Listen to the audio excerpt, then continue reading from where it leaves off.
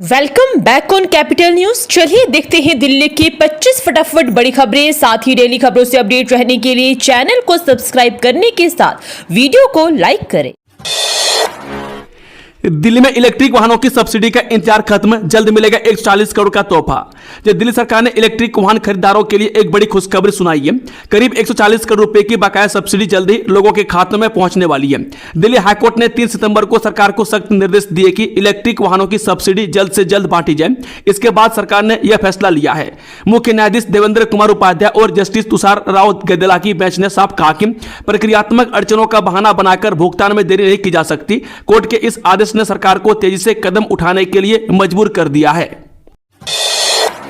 PM Modi के जन्मदिन पर दिल्ली के 50,000 बुजुर्गों को मिलेगा गिफ्ट। इस स्कीम में जुड़ेगा नाम।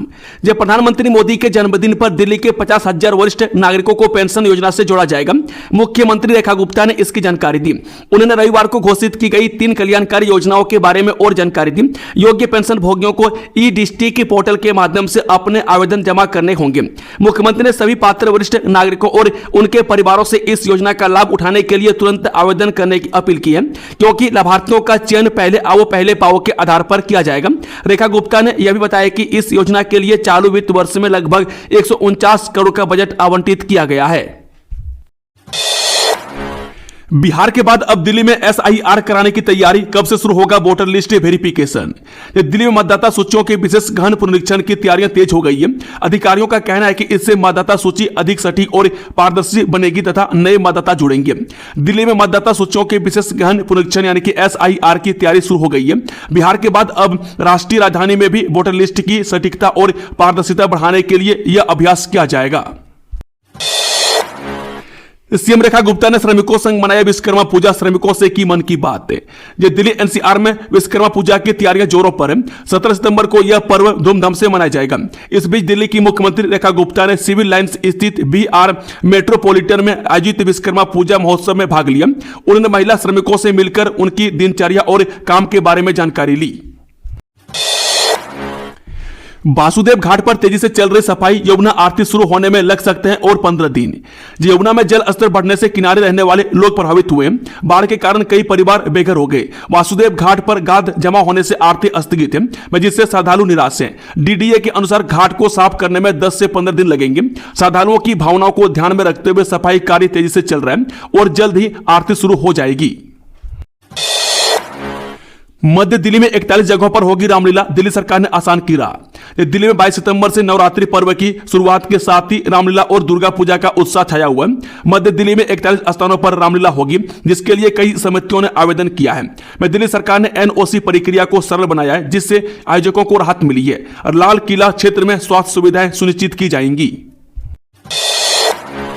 अरविंद केजरीवाल का शीश महल सफेद हाथी। सीएम रेखा गुप्ता ने केजरीवाल पर लगाया गंभीर आरोप। जब मुख्यमंत्री रेखा गुप्ता ने कहा कि अरविंद केजरीवाल का शीश महल बंगला सफेद हाथी है। सरकार इस पर विचार कर रही है कि इसका उपयोग कैसे किया जाए। उन्होंने केजरीवाल पर दिल्ली वासियों की गाड़ी कमाई बर्बाद करने का आरोप लगाया। गुप्ता ने कहा कि इस बंगले पर खर्च किया गया सारा पैसा ब्याज सहित सरकारी खजाने में वापस किया जाएगा। दिल्ली मुख्यमंत्री इंटर्नशिप कार्यक्रम के लिए 87 छात्रों का चयन, मिलेगा 20,000 रुपये मासिक वजीफा। दिल्ली सरकार के विकसित दिल्ली मुख्यमंत्री इंटर्नशिप कार्यक्रम के लिए 87 छात्रों का चयन हुआ है। इन छात्रों को 20,000 रुपये मासिक वजीफा मिलेगा और वे 3 महीने तक सरकार के साथ काम करेंगे। मुख्यमंत्री ने कहा कि यह योजना युवाओं को राजधानी के भविष्य को आकार देने का अवसर देगी। पहले की इंटर्नशिप पर उन्होंने राजनीतिक एजेंडा साधने का आरोप लगाया। इस इंटर्नशिप कार्यक्रम के लिए करीब 9,000 छात्रों ने आवेदन किया था। दिल्ली सरकार ने कहा कि चयन में पूरी पारदर्शिता बरती गई। युवाओं का चयन ऑनलाइन परीक्षा, निबंध लेखन, दस्तावेज सत्यापन और संवाद व कार्यशाला के आधार पर किया गया है।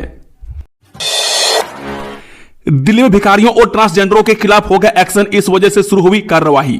दिल्ली यातायात पुलिस ने शहर के चौराहों पर यातायात को सुचारू बनाने और दुर्घटनाओं को रोकने के लिए एक विशेष अभियान शुरू किया है। इस दौरान यातायात में बाधा डालने वाले भिखारियों, आवारा लोगों, ट्रांसजेंडरों और फेरी वालों की पहचान की गई और उनके खिलाफ कार्रवाई की गई। पुलिस का उद्देश्य प्रभावित व्यक्तियों का पुनर्वास सुनिश्चित करना भी है। पुलिस आयुक्त सतीश गोलचा के निर्देश पर यह अभियान 11 सितंबर से चल रहा है। अभियान के दौरान पुलिस ने चौराहों और उसके आसपास 166 भिखारियों, 82 आवारा लोगों, 54 ट्रांसजेंडरों और 23 फेरी वालों की पहचान की, जो यातायात में बाधा डाल रहे थे और कभी कभी असुरक्षित स्थिति पैदा कर रहे थे। जन सुरक्षा को ध्यान में रखते हुए सहायक एजेंसियों की मदद से इन सभी के खिलाफ आवश्यक कार्रवाई की गई। दिल्ली में सरकारी स्कूल के छात्रों को जेईई और नीट की फ्री कोचिंग रजिस्ट्रेशन के लिए शेड्यूल जारी। दिल्ली के सरकारी स्कूल में छात्रों के लिए मुफ्त कोचिंग की शुरुआत की गई है। महामना पंडित मदन मोहन मालवीय विद्या शक्ति मिशन के तहत JEE, NEET, CLAT, CM foundation और सीयूईटी जैसी परीक्षाओं की तैयारी कराई जाएगी।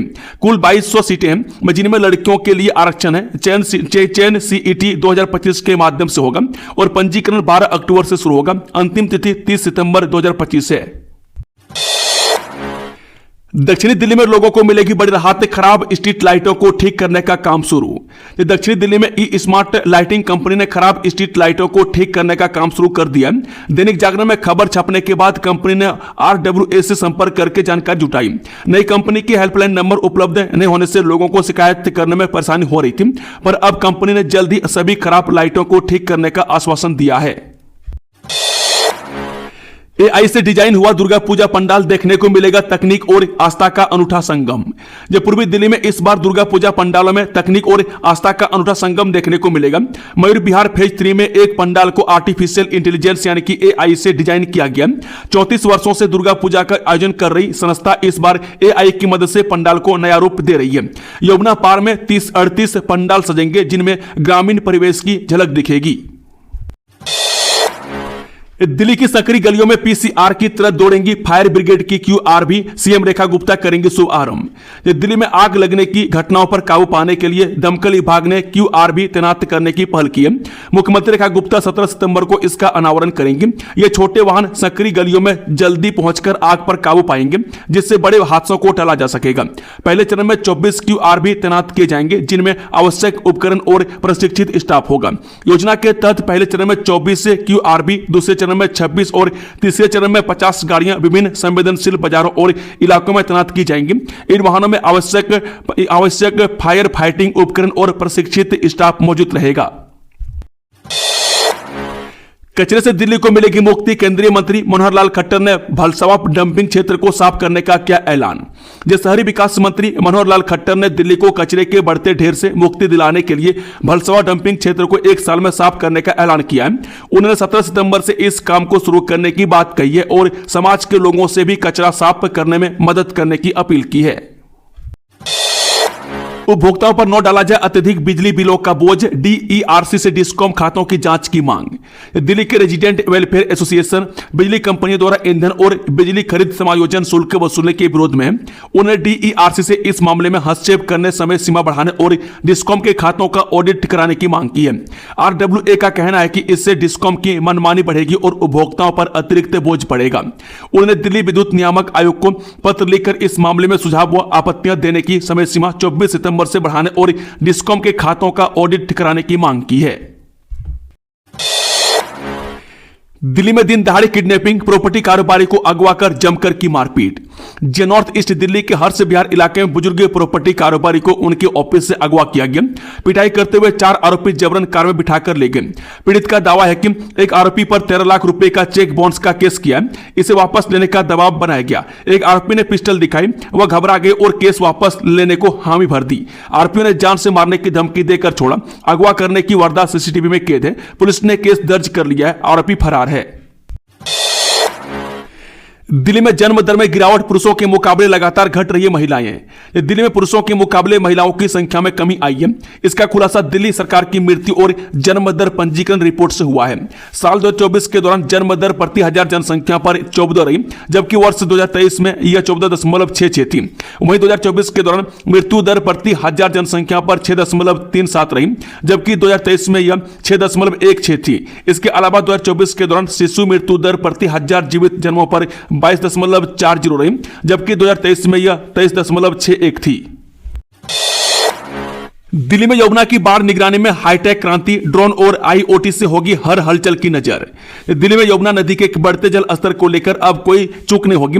दिल्ली का सिंचाई और बाढ़ नियंत्रण विभाग अब पुराने घंटे की निगरानी को अलविदा कहकर रियल टाइम ट्रैकिंग की ओर कदम बढ़ा रहा है। नई तकनीक ड्रोन और आईओटी यानी कि इंटरनेट ऑफ थिंग्स के साथ यमुना की हर हलचल पर नजर रहेगी ताकि बाढ़ जैसे हालात में तेजी से कदम उठाए जा सके।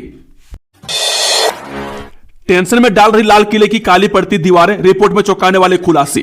जिस लाल किला से देश के प्रधानमंत्री भारत का झंडा हर साल लहराते हैं, उस लाल किले की लाल दीवारें अब काली पड़ रही है। इन काली पड़ती दीवारों ने यह सोचने पर मजबूर कर दिया है कि आखिर इतने सालों तक लाल बनी रहने के बाद अब ऐसा क्या हो गया कि इनमें भी बदलाव आने लगा। 15 सितंबर 2025 को जारी नई वैज्ञानिक स्टडी ने साफ किया कि PM 2.5, NO2 और SO2 जैसे प्रदूषक सैंड स्टोन पर सल्फेशन और भारी धातुओं के कारण काली परत बना रहे हैं। यूनेस्को की रिपोर्ट और शोधकर्ता मानते हैं कि प्रदूषण कम करने, नियमित सफाई और ग्रीन बेल्ट बनाकर ही इस विश्व धरोहर को बचाया जा सकता है। धोला कुआं से मानेसर के बीच चलेगी पॉड टैक्सी, नितिन गडकरी का बड़ा ऐलान।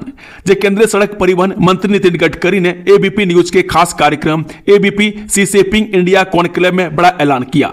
उन्होंने कहा कि धोला कुआं से मानेसर के बीच पॉड टैक्सी चलाने की योजना है। गडकरी ने मंगलवार यानी कि 16 सितंबर को कहा, हम देश में 300 केबल कार चलाने वाले हैं। कल को हमारे यहां मीटिंग है। दिल्ली के धोला कुआं से हरियाणा मानेसर के बीच के लिए प्रेजेंटेशन है। 5 टेक्नोलॉजी का प्रेजेंटेशन ले रहा हूं। दुनिया की 5 बड़ी कंपनी शामिल होगी। हम हवा में जा सकेंगे, ऊपर पॉड होगा, उसमें 18 से 25 लोग बैठेंगे। 200 किलोमीटर की स्पीड से हम जा सकते हैं, लेकिन यहां जगह जगह रुकेगा तो उतनी स्पीड नहीं होगी। दिल्ली का लिंग अनुपात गिरा, 1000 पुरुषों के मुकाबले 920 महिलाएं हैं। दिल्ली सरकार द्वारा जारी जन्म एवं मृत्यु पंजीकरण वार्षिक रिपोर्ट 2024 ने राजधानी में जन्म, मृत्यु और स्वास्थ्य सूचकांकों से जुड़े कई अहम तथ्य उजागर किए। रिपोर्ट के मुताबिक 2024 में दिल्ली का लिंग अनुपात घटकर 1000 पुरुषों पर 920 महिलाएं रह गए, जबकि 2023 में यह आंकड़ा 922 था। आंकड़े बताते हैं कि बेटियों के जन्म को प्रोत्साहित करने के लिए किए जा रहे प्रयासों के बावजूद महिलाओं की संख्या अब भी पुरुषों से कम है। रिपोर्ट में यह भी सामने आया कि 2024 में दिल्ली की जन्म दर 14 प्रति हजार जनसंख्या रही, जो 2023 के 14.66 के मुकाबले थोड़ी कम है। मृत्यु दर हल्की बढ़त के साथ 6.37 प्रति हजार दर्ज की गई, जबकि पिछले वर्ष यह 6.16 थी। भारत और अमेरिका के बीच व्यापार वार्ता शुरू, सभी की निगाहें नई दिल्ली पर। एक अधिकारी ने मंगलवार को बताया कि भारत और अमेरिका की मुख्य वार्ताकारों ने प्रस्तावित व्यापार समझौते पर बातचीत शुरू कर दी है, ताकि निर्यातकों के लिए अनिश्चितता पैदा करने वाले भारी शुल्कों के मद्देनजर मुद्दों को सुलझाया जा सके। दक्षिण और मध्य एशिया के लिए सहायक अमेरिकी व्यापार प्रतिनिधि ब्रेंडन लिंच अमेरिकी टीम का नेतृत्व कर रहे हैं, जबकि वाणिज्य विभाग में विशेष सचिव राजेश अग्रवाल भारत के मुख्य वार्ताकार हैं। लिंच अपने भारतीय समकक्ष के साथ 1 दिवसीय वार्ता के लिए सोमवार देर रात भारत पहुंचे हैं। एशिया का पहला महिला कैंसर अस्पताल शुरू, सीएम ने बताया कैंसर इलाज के लिए मील का पत्थर होगा साबित। जब पूरे विश्व भर में महिलाओं में कैंसर के मामले लगातार बढ़ते जा रहे हैं, महिलाओं में बढ़ते कैंसर के मामले लगातार लोगों की चिंताएं बढ़ रही हैं। इस चिंता को दूर करने के लिए राजधानी दिल्ली के डिफेंस कॉलोनी इलाके में अपोलो एथीना अस्पताल का मंगलवार को शुभारंभ किया गया। इस अस्पताल को खासतौर पर महिलाओं के लिए समर्पित किया गया है। बता दें कि अपोलो हॉस्पिटल एंटरप्राइज लिमिटेड ने डिफेंस कॉलोनी में एशिया के पहले महिला समर्पित कैंसर अस्पताल अपोलो एथेना की शुरुआत की है। मंगलवार को आयोजित उद्घाटन कार्यक्रम में दिल्ली की मुख्यमंत्री रेखा गुप्ता शामिल हुई और उन्होंने रिबन काटकर अस्पताल का विधिवत उद्घाटन किया। इस मौके पर AHEL के संस्थापक अध्यक्ष डॉक्टर प्रताप सिंह रेड्डी, सांसद बांसुरी स्वराज, विधायक नीरज बसोया, AHEL की कार्यकारी उपाध्यक्ष प्रीता रेड्डी, निदेशक group oncology and international Harshad Reddy और देश विदेश के प्रमुख ऑन्कोलॉजिस्ट उपस्थित रहे।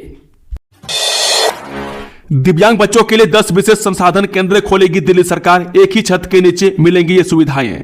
दिल्ली सरकार ने दिव्यांग बच्चों की शिक्षा और पुनर्वास के लिए एक बहुत ही महत्वपूर्ण व ऐतिहासिक निर्णय लिया है। मुख्यमंत्री रेखा गुप्ता ने कहा कि हमारी सरकार दिव्यांग बच्चों के लिए राजधानी के विभिन्न इलाकों में 10 नए संसाधन केंद्र खोल रही है।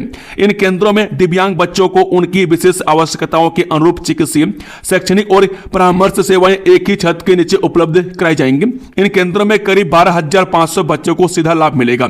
मुख्यमंत्री रेखा गुप्ता ने बताया कि प्रधानमंत्री मोदी के 75वें जन्मदिवस के अवसर पर केंद्रीय गृह मंत्री अमित शाह 17 सितंबर को इन केंद्रों का उद्घाटन करेंगे।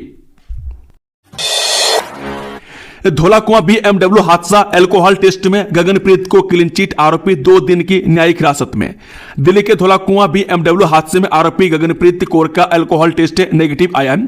उन्हें 2 दिन की न्यायिक हिरासत में तिहाड़ जेल भेज दिया है। हादसे में एक व्यक्ति की मौत हुई और एक घायल है।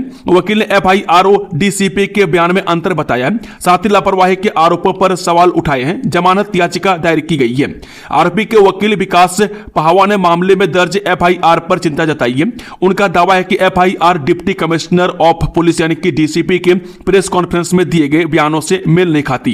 पहवा ने बताया, हमने FIR पढ़ी जो हादसे के 10 घंटे बाद दर्ज की गई। हादसा दोपहर 1:30 बजे हुआ और FIR रात 11:30 बजे दर्ज की गई। FIR की जानकारी DCP के प्रेस कॉन्फ्रेंस से विरोधाभासी है और गलत प्रतीत होती है। दिल्ली NCR में डेंगू का अलर्ट, केंद्रीय स्वास्थ्य मंत्री ने की समीक्षा बैठक।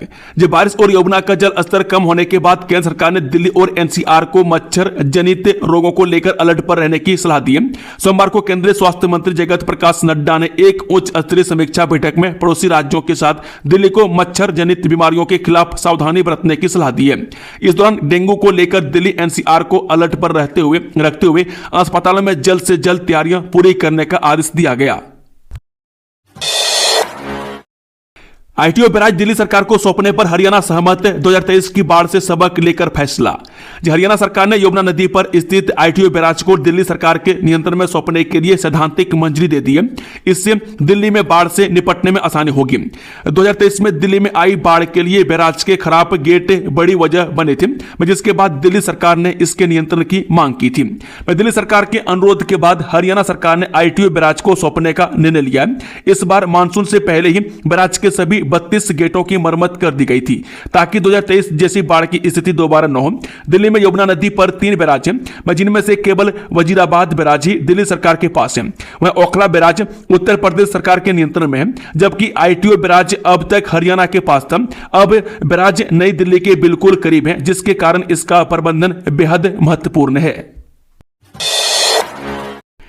मदर डेयरी का ऐलान, दूध पनीर से लेकर इन सामानों पर 2 रुपए की कटौती। GST में बदलाव के बाद जाने नया रेट।